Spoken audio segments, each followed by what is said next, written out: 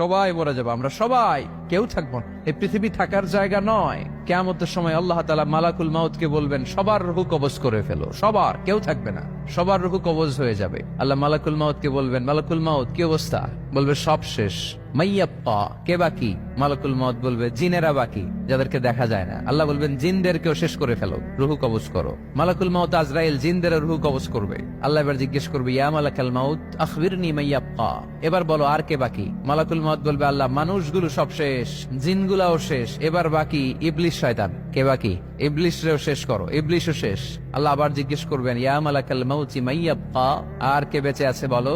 মালাকুল মাউত বলবে, আল্লাহ আপনার কথা অনুযায়ী পৃথিবীর সব মানুষের রূহ কবজ করলাম, সব জিনদের রূহ কবজ করলাম, ইবলিসের রূহ কবজ করলাম, এখন আছে শুধু ফেরেশতারা। আছে কারা? যাও ফেরেশতাদের রূহ কবজ করো, ফেরেশতাদের রূহ কবজ হয়ে যাবে। এবার আল্লাহ জিজ্ঞেস করবেন, ইয়া মালাকাল মাউত আখবিরনি মাইয়াব্বা।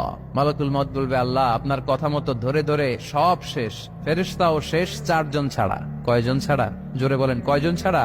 ইসরাফিল, জিব্রাইল, মিকাইল, আজরাইল। আল্লাহ এই 4 জন আমরা বাকি। আল্লাহ বলবে, যাও ইযহাব ইনতালিক ইলা জিবরিল ওয়াকবাদ রূহাহ, জিব্রাইলের রূহ কবজ করো। ইযহাব ইলা ইসরাফিল ওয়াকবাদ রূহাহ, ইসরাফিলের রূহ কবজ করো। ইযহাব ইলা মিকাইল ওয়াকবাদ রূহা, রূহ কবজ করো। ওই 3 ফেরেশতাও শেষ। এবার আল্লাহ তাআলা জিজ্ঞেস করবেন, ইয়া মালাকাল মাউত আখবিরনি মাইয়াব্বা, হে মালাকুল মাউত আর কে বাকি আছে বলো?